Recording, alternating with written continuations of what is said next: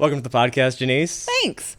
Thanks for having me. Yeah, no problem. So I would love to hear about your story. You told me a little bit earlier about how you have had an interesting background in production and then the NBA and your almost career there. Yeah. And You set that up, and it sounds like I was going to play in the NBA, Yeah, I mean- which is awesome. yeah, maybe. We don't know because you chose not to, right? I know, true. But and then now running as the president of a very large manufacturing firm Yeah. in Sarasota, Yeah. Venice area. So I'd love to hear that backstory and how that all came to be. Yeah, the A to W point process. It's interesting. From Oklahoma, born and raised, and went to the University of Oklahoma, got my undergrad in journalism, and started in TV. I did that for 11 years. And then an opportunity kind of fell in my lap, and I got out of TV, and I'm now running this candle company. But yeah, in my previous life as a TV producer, I produced NBA games. I didn't play in any, although they probably should have called me in a few times. But I did some NBA production. I produced at NBC. I produced at HSN. I loved what I did. It wasn't anything that I didn't love, and I wasn't looking. Sure. It just kind of happy accident, I guess. Yeah, yeah. So going from that to running a candle company, Yeah. what are some of the things you've had to acquire and learn to be able to move from that world to, producing large quantities of product every day? Candles, yeah. I think for me, the biggest difference was when you work in TV, the longest commercial break is typically 2 minutes. The shortest promo is 15 seconds. So you really have to fix any issues. One time I had a dog poop on set with less than 30 seconds to go and break. So you really have to fix any issue that arises during that short amount of time. Yeah. Now, production is still king, but in a candle capacity, not in a live TV capacity. So I have much more time to think about situations and be reactive. And that's still something I kind of struggle with, is taking a step back and saying, okay, let's not be so quick to react and make a decision. Like, give yourself and give your teammates the grace to go back and maybe research, think about things, get all the information, and then come to the table with a more educated answer. Yeah. May not be the right one, but maybe we have a better opportunity to create a solution that's right the first time, rather than making the same mistake over and over and over again. Yeah, I think as a leader or somebody who is helping guide an organization or a group or a team, a decision just has to be made, and you have to own it and hopefully have the right information, and maybe decide you don't have the information to make that decision, find it, and then make a decision so that people can follow you. And otherwise, there's no direction sometimes, right? And there's just too much. If there's no central point, a team doesn't know how to function sometimes, right? And Right. so I think that's our role, is to figure that out for people. And maybe it's quick because it has to be, but Right. if you have the luxury of not having it to be so instantaneous, to be able to go and get, okay, let's find the information we need and then make the best decision we can make, Yeah. whether it's 100% right or wrong. Right. Okay. And I think a You lot know. of maybe business leaders or leaders in general, they'll be asked a question or something, their team will come to them with an issue, and they're going to make a decision right away because they just don't know the answer. I think there's nothing wrong with saying, I don't know, Yeah. or I understand what you're asking me, but I haven't fully wrapped my head around it. So let's table this, and I'm going to set a follow-up meeting so that we can all come together and work on a solution. Yeah. There's nothing wrong with that. You don't have to make a decision right away, and you certainly don't have to give BS information when you don't know. That's okay. Yeah. So tell me about Scentsational Candle. Give me the details, the backstory, and sort of what it is today, and your role, and how it all sort of is going right now. Yeah. So Scentsational Candles was founded in 1998.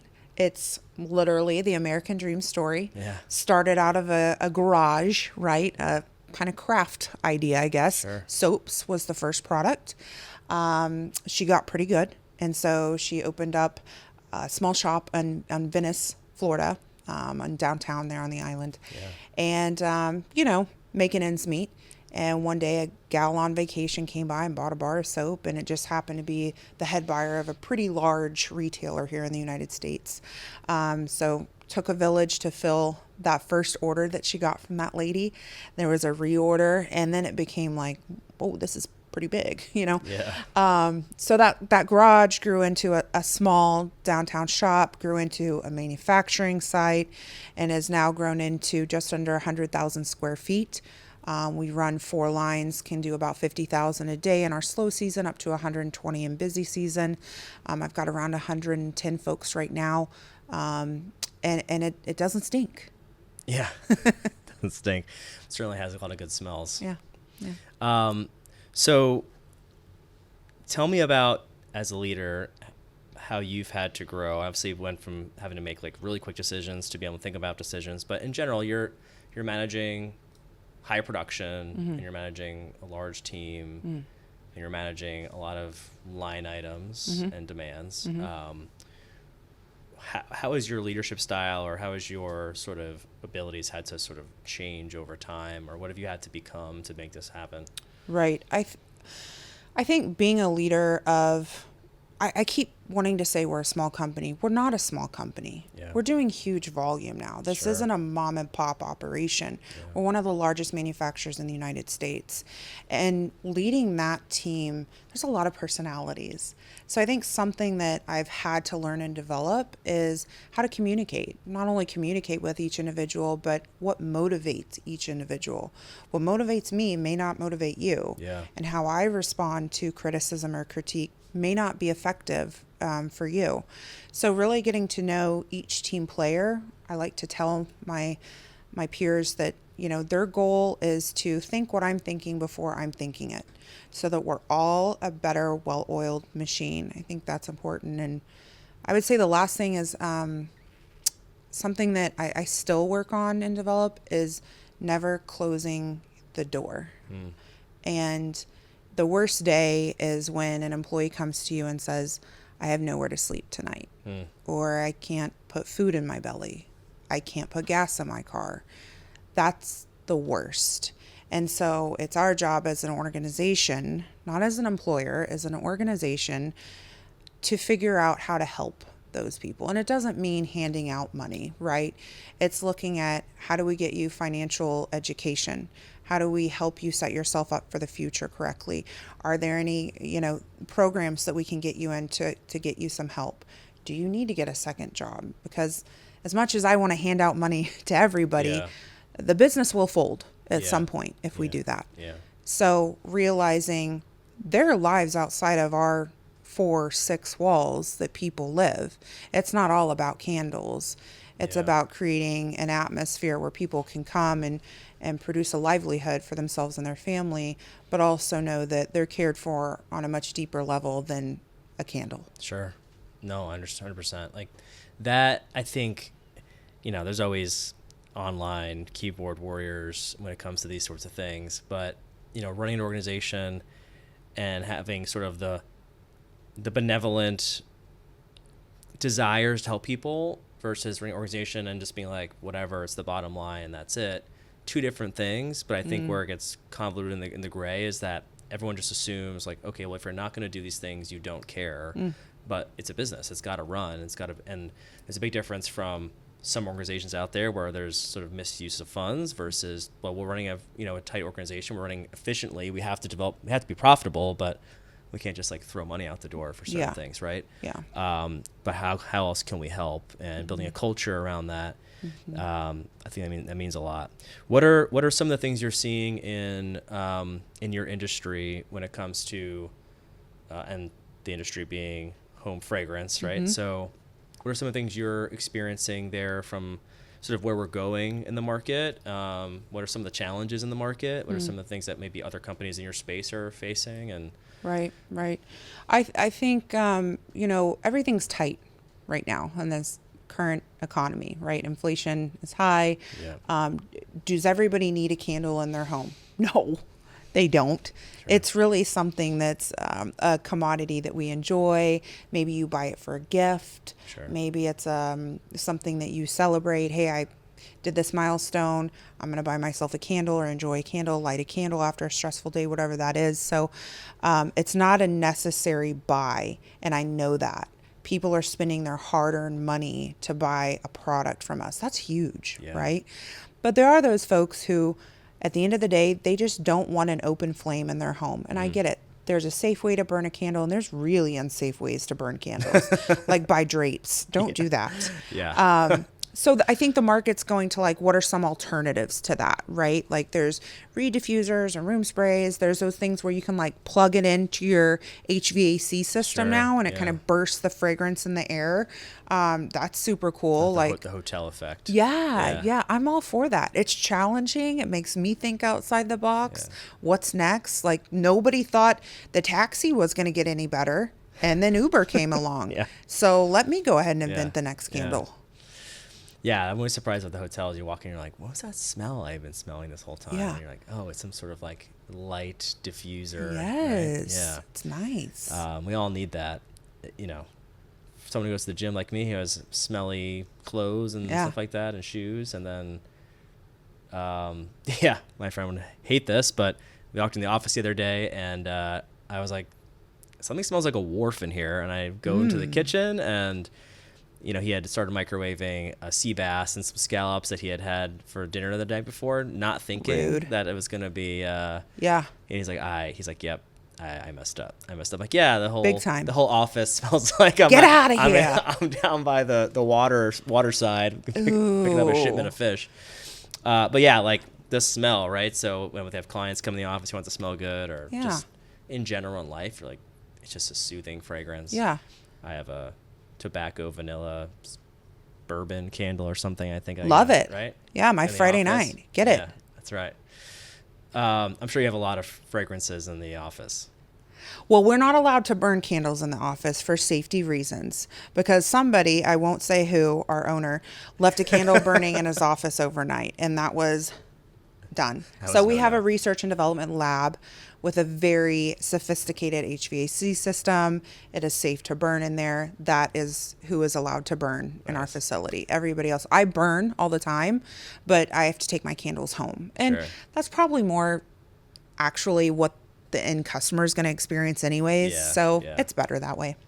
What about like in the actual facility, like with all this, the candles themselves, like do they give off a lot of scents, I'm assuming? I think my hair smells like pumpkin today. It's in the air. Like you drive up and I can tell like, oh, they're pouring gardenia, or oh, they're pouring Cool Wave. I know what they're pouring, but it just kind of seeps into your pores. And I mean, it's not the worst thing that, you know, sorry, I smell good. You could be working at waste management, right? Oh gosh. Yeah, I very could. Different set of smells there. Maybe we should make a waste management candle. Like micro dirty jobs theme. Like maybe you can partner up and do like a whole series of them. I love it. We're done here. I gotta go. No, just kidding. Yeah, I'll expect my royalty check somewhere. So how do you maintain the work and the life side of things, right? I see you're running. I know you're not going to be running a marathon or anything, but you are running, and obviously you're running a company. So there's sort of the personal side, there's the business and everything else that's going on in life. Like how are you managing and balancing and integrating some of that stuff? Efforting. Every day is an effort to not separate, but almost compartmentalize where I'm at in life. So, personally, I have goals outside of my work that I want to accomplish. And some of those goals include being more healthy from, a physical standpoint to a mental standpoint to just almost like a decompressive standpoint, like turning that switch off for a moment, even though, business leaders don't turn off a switch. It does not happen. It never really turns off. No. But that's okay. That's part of it, right? That's what you sign up for. And I wouldn't do it if I didn't love it. So yeah, I like to get up and I like to start my day at 5:30 and I get outside and I do a walk. I walk with the sunrise and run, more running recently. But just to clear that up, if I'm running in public in front of people, you better start running because something's wrong. Just letting you know. So yeah, I like to start my day with a walk. I love a glass of coffee. I love a glass of wine. And sometimes it's just more comfortable to work on the couch. So I'll leave the office early after production's done, and I'm saying, take this one over a glass of Cab Sav from the couch in the Cardinals game. But yeah, a little bit of balancing act for sure. Yeah. But it's necessary. And I feel like it makes me more empathetic towards my staff and almost a better leader. Yeah. I think everyone needs to have that mental clarity, and it's hard to get that if you're not giving yourself the time you need in certain aspects of your life, right? I'm up early, usually by 4:30, so I can go work out at 5. Oh, geez. I'm better about that now than I have been, but I was good in the past. But when I wasn't doing it well, I felt the rest of my day was impacted because of just not being able to get like a physical activity done in the morning, and then some reading or development, and then work on some things if I need to work on them before everyone else is chirping in your ear and there's dings on your phone and there's a bunch of people pulling you in 17,000 directions, especially when you're like the person they have to go to, right? Right. So it feels nice to be able to like close out the tabs in your mental browser and be like, all right, done. Worked out, got the calories done, did a little development, great. Yeah. And then like this task was really high priority for the business, and it just doesn't get done during the day because there's a bunch of stuff getting in the way of it. Yeah. Even as much as like as much as you try to bucket things, say, okay, this is important and urgent, and this is like not both either of those things, still things get thrown on your plate, right? Sure. I feel like it's healthy to do those things and to get the day started and end it in the right way. So, almost more clarity throughout your day. Yeah. Absolutely. So as you've progressed through, and actually you also mentioned that I saw that you might be doing some law school is the next on the horizon for you here. What's going on there? Legally brunette, here I come. I don't know. I think I'm crazy. I got my MBA after, switching fields. So journalism, got my MBA, and I just love university. I love learning. We don't need on-staff counsel by any means. Sure. I'm just really interested in the laws and how it could help or be applicable to the business. It would be great to be able to sit down and bust out a contract and know that I have the knowledge that everything I've written is actually gonna uphold in court. Yeah. That would be awesome. Instead of, I know what we pay, our legal partners, and so maybe we just, don't pay me, but I go to law school but lofty goal, still a goal nonetheless. Sure. But yeah, law school would be fun. Yeah. It's a lot of studying. It's a lot of reading and writing. I don't think I could do law. I was an engineer, and I don't like the details anymore. Yeah. I'm just I'm a people guy. Like, mainly with people. That's me. Energy there. You put me in front of something that's detail oriented for too long, and I'm like, okay, I can do this, and then I'm mentally done for months. Like, won't go back to that again. I get it. As you've grown your career and make some transitions, like I think one of the things I try to help, instill in the podcast as people are listening are, how have you done those things, or what have you thought about to make those changes so that others might do the same and help share that? Has anybody you've ever leaned on mentors or guidance? Like, where do you get a lot of your knowledge from? It sounds like you like to learn. So like, where do you learn from? So I think from a very young age, like in high school, I figured out that I was going to be a leader. Like, it just came naturally. That started out with basketball, because I played basketball.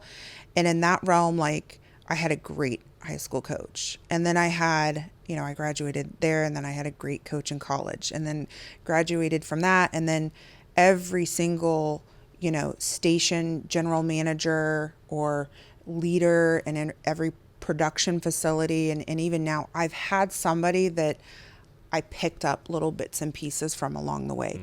All but one were positive bits and pieces. And that one negative, I still picked up something. Sure. I picked up what I didn't want to be in a leader, and what I didn't want to emulate. And the overarching of all of those leaders, and just kind of like Pac-Man, like swallowing little things along the way. Coach Mike Krzyzewski, former Duke head coach. Yeah. Idolized him, read all his books, met him 3 times. And I remember one time during an interview, I got to interview him, and I said, hey, you get the cream of the crop. You can pick any player any 5-star player and they're going to come play for you. How do you get them to like buy into your system? I mean, there's egos, right? Yeah. And he said, I take boys and I make men. And I'm not raising children here. It feels like it sometimes. But the idea is still transferable, right? You Yeah. get them to buy into a system by growing with them together, not pushing people out. Sure. Yeah, it's interesting. I like what you said there about picking up little bits and pieces. I feel like I've been able to do that a lot throughout my career in life. Like you just, and some of them are bad, like you said. There's been some were bad and good at the same time. You're like, Yeah. oh, like I do like this aspect of what this means, but the other side of it's not good. Like how can you take both of those and then you apply it in a better way in your own life or with your own people or something? I also heard stories about people like, I really want this one person to be a mentor. Like, what if they had to go through to like get that person? That's tough. Like, the people that you really want to follow, especially in the past, were very inaccessible now because of social media and podcasts like this and other things. It's so the knowledge is out there, right? Right. You can always listen to somebody. It may not be direct, Right. but you can have any coach you want, frankly, in most cases, because their books and everything They're are accessible. posted, right? Yeah. Yeah. But it's cool what you said. And as I think it's our responsibility as we pick up things to help them do the same for others, and sort of why I think that's weird to me is that now like I mentor 2 girls like through Take Stock in Children. I mentor them, so I volunteer with them and I see them every week and stuff like that. And I have kids that will reach out to me and say, oh my God, I look up to you. And I'm like, this is crazy. I mean, I know I'm 5'11", but come on now. But for me growing up, it was like you said, we all had leaders, whether we wanted them or not. Yeah. I had bosses and they were great to just Pac-Man up those little snippets and twist them and turn them into your own. But it also depends on who you're leading. Yeah. Right? What does your team look like? Sure. Every year is different. Yeah, for sure. 100%. What's the best piece of advice you've ever gotten? The best piece of advice I have ever gotten. Or feedback. Criticism. Could be any of the 3 or Any all of 3. that. Yeah, all of it. A couple of things. In business, if you run a company, you don't run the company. The company runs you. And I think if that's the choice you're going to make in life, you're going to run a company. You're going to run a brand. You're going to put yourself out there and say, I'm all in on this. Don't expect to work 9 to 5 and take an hour lunch. It ain't going to happen. Yeah. I don't know anybody who's successful that's done that. But I think there's ways to be creative with your time, maybe outside the office, or set those parameters, those on and off switch for yourself to make it where you have a little bit more work-life balance. That's been key for me. But I would say, one big thing that I learned is to admit your own mistakes as a leader. You are not perfect. Sure. Nobody on your team is perfect. Are you asking something of your team that is actually impossible to do? Yeah. Have you put yourself in their shoes? So when I hire everybody, whether you are going to be a CFO or a receptionist or a custodian, you go and you work the line for 2 weeks. And you learn how to make candles the sensational way. That's cool. And then we'll figure out what we can do from there. Yeah. And then also report back on your favorite scent. Yes. Of course. That's cool. Yeah, I mean, that is critical. I think for me it's about, what was I going to say? My best advice I got was that the authenticity piece is critical. Like what you said, it's about you're going to make a mistake. Mm-hmm. I think it's unrealistic that people won't make mistakes. It's about the authenticity of saying, hey, listen, I expect a lot out of you and we're going to make this decision. And if it's the wrong decision, we'll eventually, okay, great, we messed up and we'll figure it out and we'll find a new way. Because in the failures, even like that bad, mentor, right, there's things you can pull out of it. And really, sometimes those are the most impactful lessons, when you learn, okay, that was not the right way to go about it. Whatever we're doing, we got to figure out a new way, right? And iterating on that. You don't know what you don't Yeah. know. Like your R&D lab. I'm sure there's some scents that come out of there that are That's a lab. Yeah. There are some failures. oh, for we mixed sure. the wrong two things here. That was Or just disasters Yeah. in general. That did Yeah. not work. Scrap it. Start over. Yeah. That's okay. It's part of it. 100%. Yeah. So we talked about what you've learned. If you could go back and tell yourself, younger self, one thing, maybe 10 years ago or even younger, what would be that one thing that you would tell yourself? As a leader, In general, life. I have focused a lot of my life on my career, a lot of it, and it served me well. I would say I would go back and say take some time to enjoy the ride a little bit more, because I love where I'm at now, but it was so stressful, right? And I was fighting and clawing through network TV and through production and through all of that. And that's not even what I'm doing anymore, you know? Yeah. Now I'm running a company and a candle company, and I had no idea what I was doing. And I think because I got that job a little later into my 30s, I knew that, like, hey, you got to sit back and you got to enjoy the ride, because I knew nothing about the business. I knew nothing about accounting, marketing. My undergrad's in journalism. Yeah. I chose that for the least amount of math classes. Yeah. Okay. I was the only undergrad journalism in my MBA. And so it was like, this is going to be funny.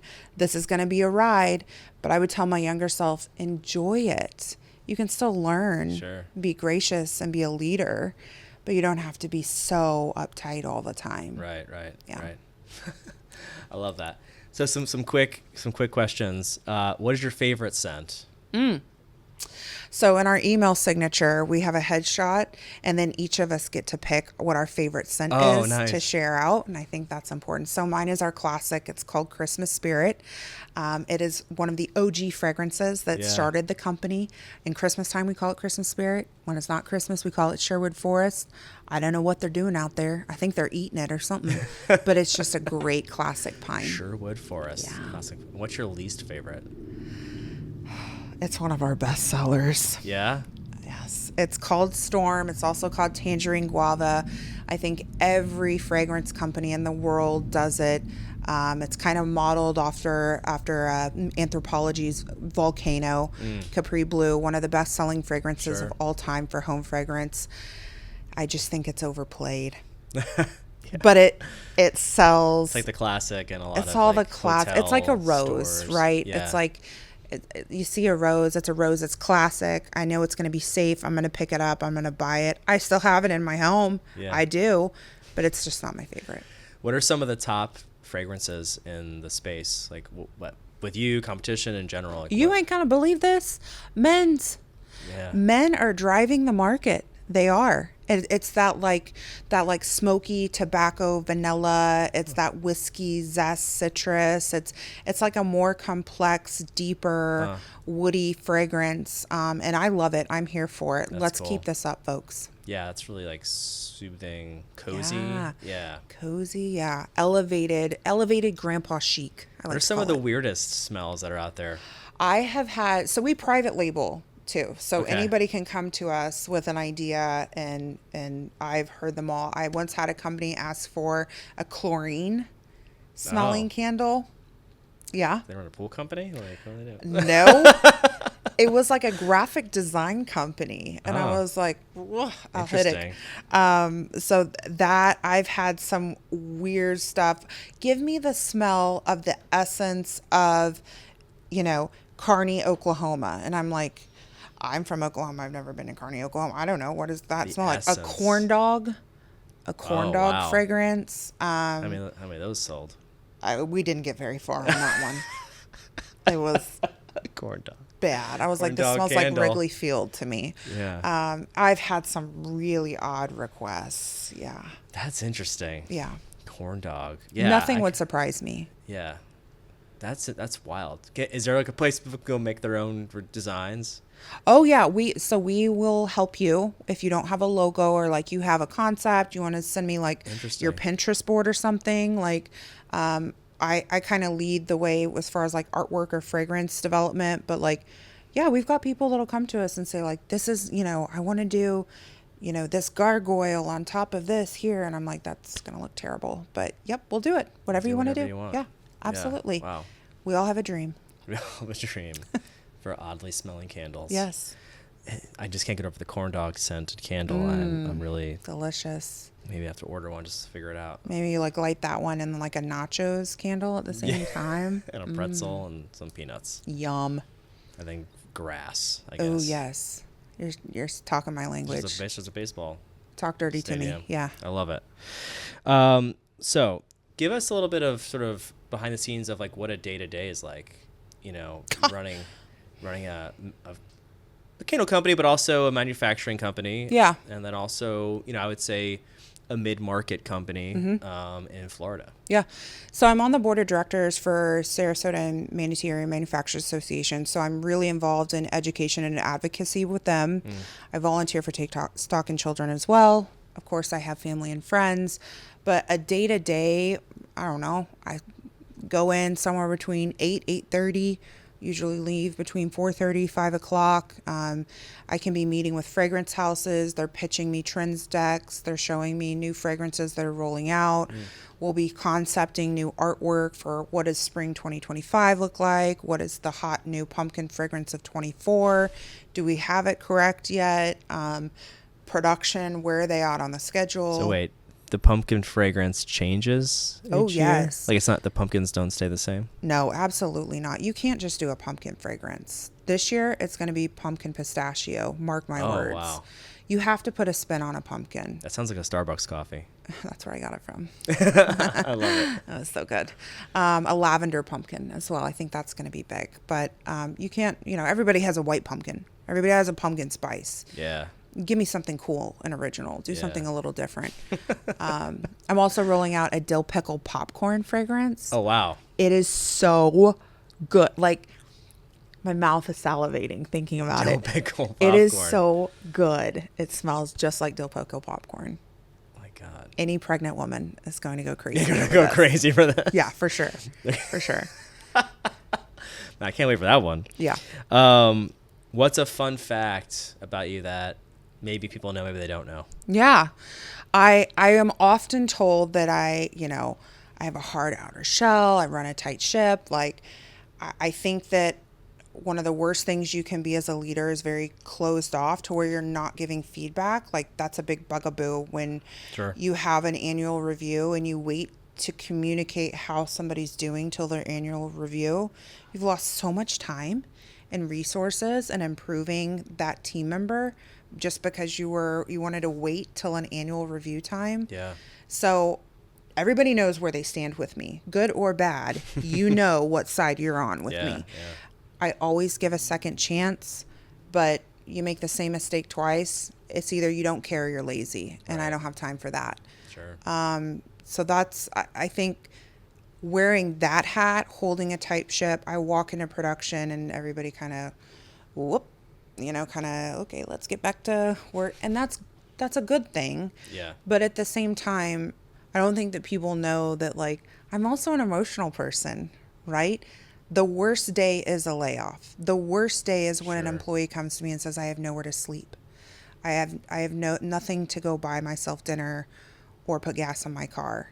Right. That's serious. Yeah. That's a problem. And so I take that really emotionally. Like, that really bothers me. I don't show it at work, but I think that's something that people would be surprised to know about me. Right. No, okay. Yeah. Makes sense. And then the marathon you're going to run. I would be surprised to hear that I survived a 5K, like marathon. You could do Who a 5K. is she? How far are you running now? Like a solid mile and a half. Okay. That's pretty good. No, it's not. It's more than less than a mile and a half. It's true. It's more than I was running when I wasn't running. Yeah. And I was And you run sleeping every in. day? Yeah. Okay. Even in the pouring rain. 5K, I run. there you are. Yeah. 5K is what, 3.6 miles, 3.3 miles? Right. I'm old, so You'll be all right. we'll get there. You'll get there. You put that dill pickle candle at the end. And then whatever that weird one that you hated was at your starting point. Goodbye. I'll keep you going. I'm off. I'll keep yeah. you going. Yeah. So where can everybody find your business, and how can they purchase? Yeah. Is it in other stores they're already going to? Yeah. Let's say this is nationally, where are they? Of course it is. Wherever they are. You can find the Scentsational brand candles in places like TJ Maxx, Marshalls, Home Goods. We private label for a lot of massive retailers out there that I have NDA signed with, so I can't say. Sure. We do a small e-commerce business on our own website. We do wholesale. So if you've got a small business, a little boutique or something, and you want to support the brand, we offer wholesale pricing. And like I said, we private label. So there's no idea too crazy. Now, I might tell you your fragrance idea stinks. Yeah. And I might lead you in a different direction. But I'm down to do some crazy candles. Let's do it. Like car tires and motor oil. Love it. The smell of gasoline. Yeah, I love that smell. Love it. Sometimes like even it's weird, like exhaust, but like it's all like the automotive stuff. Yeah. Just can you get like race fuel and tires and burning brakes or something? All in one Yeah. kind of candle. Just call it the track day or something. I don't know. Yeah. Or the pit stop. This is interesting. I don't know. Okay. Yeah, I had one that was gasoline, I think, scented. I don't know where I Yeah. got What that the from. heck's Wawa doing? They need to make a whole Wawa line of candles. They should. Gasoline one. Yeah. I'm all for this. Yeah. Okay. Yeah, I like that. That's fine. I think that would be some of my favorites. But also the Scotch and whiskeys and the burnt, Right. Like Basically the same thing. the burnt stuff. Yeah. It's all like the You like to burn things. warm feeling. Okay. Yeah. Let's be careful here. Burn things. We have a wood table. Yeah. Okay. Yeah. Any final thoughts regarding, leadership, running a business? You just, you're a growth-minded person. Yeah. Like some of the things that you feel that maybe it's young women or even Yeah. just young professionals in Yeah. general would like take away from this, if you wanted to take away one thing, let's say. I think you asked me earlier what's one thing I've learned, and you just said woman, and I know that's a big piece of it, right? Because Yeah. I am a female, and there's a fine line from being a woman leader and being assertive and getting what you want your point across to be, Sure. and being a bitch. That's a fine line because you have tatas. Yeah. And there's a way to do it elegantly and be assertive and still be a great leader, but not be a bitch. Sure. And so I think that's something that we all have to come to grow and learn throughout our years and experience. And I certainly hope that I'm not the latter of the two. Sure. But sometimes it comes with the territory. And I'll tell you what, there's worse things that you can be out there than maybe a bitch sometimes. Yeah, a little bit. It's okay. But I think it goes back to authenticity and just being able to be very clear and candid and upfront with people, and not necessarily have to be in a group setting like that as a leader, but one-on-one coaching, Yeah. group meetings, and also the culture you build around that then gets instilled through everybody else, that transparency and that, authenticity needs to be pervasive in our organization. Right. And then Right. hopefully help alleviate some of that. Mm-hmm. I think everybody can get there, right? If they're pushed, Yeah. And they're persistent enough too. Be able Yeah. to In their own way. manage Yeah. those emotions and have high EQ is obviously something that as leaders you have to develop, and not everybody has that, because they don't have the opportunity necessarily. But I've had to work on that drastically over the last 10 years. So Yeah. get it. Well, I appreciate you coming on and Of course. sharing the story. And Thanks for having me. Dill pickle popcorn candles and all that. So Yeah. I'll bring you one. thank you so much. You're welcome. Thanks for having me. Yeah.